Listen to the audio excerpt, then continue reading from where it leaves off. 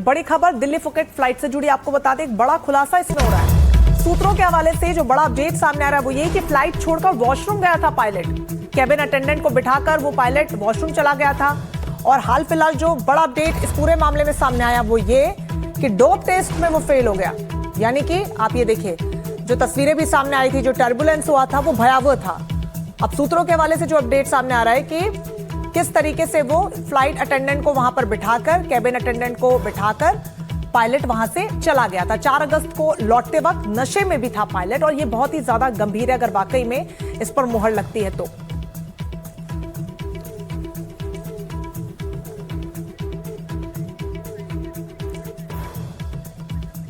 पल्लव मिश्रा हमारे साथ जुड़ गए इस पूरी खबर पर ज्यादा जानकारी के साथ। पल्लव, फ्लाइट छोड़कर वॉशरूम पायलट चला गया, क्या जानकारी मिल रही है? ये कैबिन अटेंडेंट से पूछताछ हो पाई है, क्या वाकई में ऐसा हुआ था?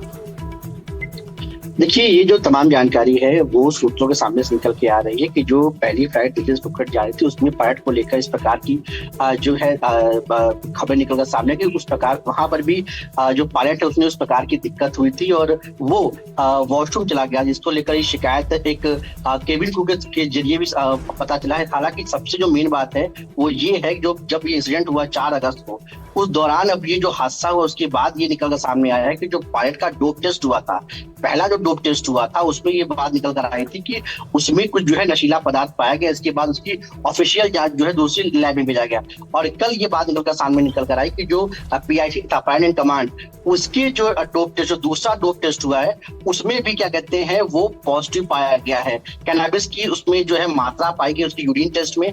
अब उसमें सवाल कई तरह खड़े हो रहे हैं कि आखिर कितनी मात्रा में वो मिला है, क्या यही एक कारण है? उस तमाम लेकर चल रही है पूरे मामले की जो है एआईबी जो है चल रही है।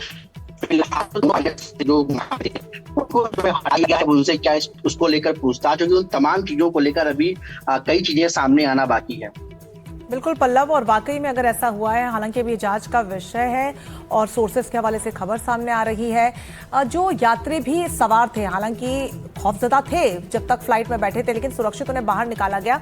उनसे अगर किसी प्रकार की जानकारी अगर आपको मिल पा रही है, ऐसे में ये तस्वीरें भी हम दिखा रहे हैं कि कैसे जो पायलट है वो लैंडिंग के बाद आप देखिए कि खड़े भी नहीं हो पा रहा था, क्योंकि 4 अगस्त को वो लौटते वक्त नशे में था, ये भी जानकारी सामने आई है।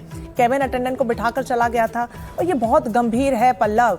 एक एयरलाइन इस तरीके के पायलट को हायर कर रही है जिसके कंधों पर, या ये कहें कि जिसके उड़ान पर कई लोगों की जिंदगियां निर्भर करती हैं। बिल्कुल देखिए, इसमें कोई दो राय नहीं है कि जब घटना हुई थी उसके बाद जो कई यात्री थे उन्होंने इस बात की शिकायत की थी कि जो पायलट था वो नशे में होता प्रतीत दिख रहा था। जब इंसिडेंट के बाद कई यात्री दिल्ली पहुंचे थे और जब उनसे बातचीत हुई थी तो उनका भी ये दावा था कि जो पायलट है वो पूरी तरीके से संतुलित नहीं था। इसको लेकर उन्होंने शिकायत भी की थी और ये भी बात सामने थी जब फ्लाइट वहां से चलने वाली थी तब भी जो है उसको वीडियो बनाने पर जो कई यात्री थे वो बना रहे थे तो उस पर भी रोक लगाने की कोशिश की गई थी।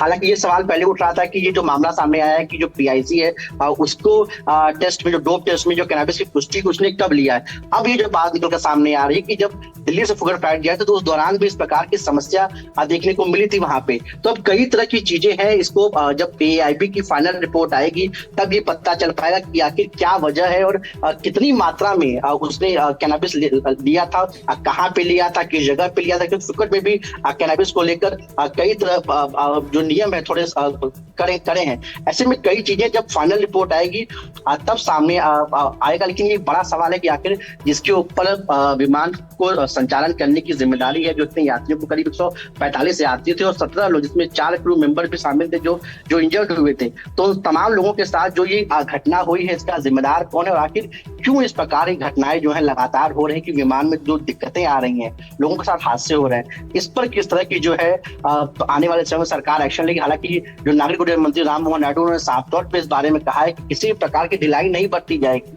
और रिपोर्ट आने के बाद कड़े एक्शन होंगे। लेकिन वो एक्शन किस प्रकार के होंगे वो आने वाले समय में। और जब ऑफिशियल स्टेटमेंट आई है पल्लव इस पूरे मामले में, क्योंकि डोप में तो 2 बार फेल पायलट हो ही चुका था, ये तो जानकारी आ ही रही है पिछले 2 दिनों से। अभी एक और बड़ा खुलासा हो रहा है, कोई ऑफिशियल स्टेटमेंट एयरलाइंस की तरफ से सामने आई है इस पूरे मामले में? देखिए, जब पहली बार ये पुष्टि हुई थी कि जो पायलट का डोप टेस्ट हुआ है, जो रैंडम टेस्ट होता है इस प्रकार की घटनाओं के बाद, तो उसमें उस समय एयरलाइंस की तरफ से एक आधिकारिक बयान आया था। उसने ये कहा था कि ये जरूर है कि पायलट का जो है डोप टेस्ट मतलब टेस्ट रैंडम टेस्ट होता है, लेकिन क्या वो पॉजिटिव आया, इस प्रकार की जानकारी उससे रेगुलेटर्स ने जो है एयरलाइन से साझा नहीं की है। एयरलाइंस ने कहा था अगर इस प्रकार की कोई भी चीज की पुष्टि होती है तो वो जरूर जो है कार्रवाई करेंगे। हालांकि जब कल ये बात सामने आई कि जो पीआईसी है उसकी जो टेस्ट है वो दोबारा पॉजिटिव आया, तब तक अभी तक इस पर एयरलाइन ने कोई आधिकारिक तौर पर बयान नहीं दिया है। जी बिल्कुल, और ये बहुत ज्यादा जरूरी इसलिए भी है क्योंकि हर रोज हम सभी फ्लाइट में ट्रैवल करते हैं पल्लव, और आई एम श्योर हर कोई इस खबर को देखने के बाद उतना ही चिंतित होगा। क्या इसके बाद किसी इस तरीके के रूल्स रेगुलेशंस में सख्ती की जाएगी? और खासतौर पर जब पायलट्स एक उड़ान में बैठते हैं, देखिए यात्रियों की तो लेयर्स ऑफ चेकिंग होती है, पायलट्स का पूरा क्या रहता है सिस्टम? इन लोगों को किस तरीके से चेक किया जाता है? नशा कैसे कर लिया गया? देखिए, ये एक बड़ा सवाल ये है कि आखिर नशा किस प्रकार से उसने किया, कहाँ पे किया, क्या जब फ्लाइट यहाँ से जा रही तब हुआ या फिर फोकस में हुआ? ये भी कई चीजें हैं जिसको अब समय आने के बाद जब जांच रिपोर्ट आएगी तब पता चलेगा। लेकिन जो आपने कहा कि नियम पहले से सरकार ने काफी सख्त किए हैं। जब पिछले बार भी एक घटना हुई थी, आपको जून में याद है, तब भी सरकार की तरफ से कहा गया था कि लगातार जो रेगुलेटर्स और एयरलाइंस हैं उन दोनों के बीच समन्वय करके लगातार ये कोशिश की जा रही है कि आखिर कहाँ पे लूप होल है, को सख्ती करने की बात करी लगातार जी अभी करी कि अगर जो भी लोग इसमें दोषी पाए उस पर एक्शन हो। बिल्कुल एक्शन तो होगा और सख्त नियम भी पल्लव बनाने की जरूरत है। बहुत शुक्रिया आपका तमाम जानकारी के लिए। तो इस पूरे मामले में जब तस्वीरें सामने आई या जो आप बीती इन यात्रियों ने बयां की, वो अपने आप में खौफनाक है। और ये समस्या इसलिए बढ़ी है क्योंकि ये हर रोज की है और हर व्यक्ति की, क्योंकि हर कोई फ्लाइट से ट्रैवल करता है। ऐसे में इस पूरे मामले में अब तक क्या कुछ हुआ इस रिपोर्ट में समझिए। फ्लाइट टर्बुलेंस में सामने आई बड़ी लापरवाही। फ्लाइट में नशे में था पायलट। हजारों फीट ऊंचाई पर यात्रियों की जान खतरे में डाल दी। टर्बुलेंस की ये तस्वीरें देखकर कोई भी हिल जाए। इस तस्वीर को देखने के बाद कोई भी हवाई जहाज में उड़ने से पहले 100 बार सोचने पर मजबूर हो जाएगा।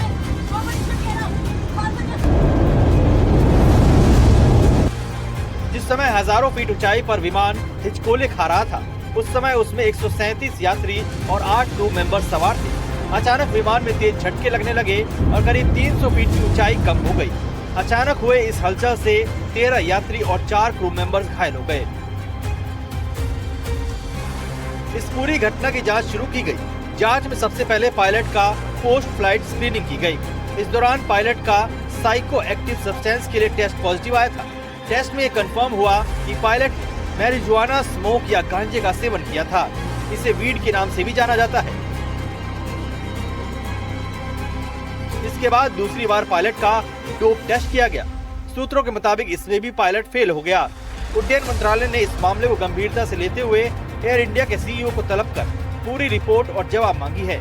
मामले की गंभीरता को देखते हुए मंत्रालय दोषी पाए जाने पर हर संभव कार्रवाई का मन बना लिया है। No, we were just giving an update on the status of the investigation. That's not for me to say. I think that's up to him to give an update. Thank you, folks. And has the second test for the drug psychotic? Airport authority ने इस घटना पर अब तक कोई आधिकारिक बयान जारी नहीं किया है।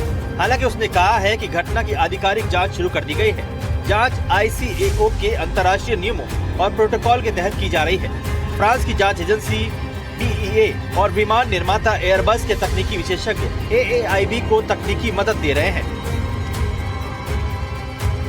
जांच में कई पहलुओं को देखा जा रहा है। विमान के तकनीकी सिस्टम, फ्लाइट डेटा और रिकॉर्डिंग, विमान के संचालन और मेंटेनेंस रिकॉर्ड, यात्रियों और क्रू की मेडिकल जानकारी, पायलट और संबंधित लोगों के बयान, सबकी जांच की जा रही है। मामले की जांच AAIB कर रहा है। जांच पूरी होने तक दोनों पायलटों को DGCA ने ड्यूटी से हटा दिया है। इस मामले में आगे की कार्रवाई जांच नतीजों के आधार पर होगी। इस हादसे को लेकर एयर इंडिया ने 4 अगस्त को बयान जारी कर कहा कि फुकेट से दिल्ली आ रही फ्लाइट AI2379 को उड़ान के दौरान कुछ समय के लिए टर्बुलेंस का सामना करना पड़ा। हालांकि विमान की दिल्ली में सुरक्षित लैंडिंग हुई। हालांकि इसके बाद पायलट जांच के घेरे में आ गए। Bureau report, NDTV India.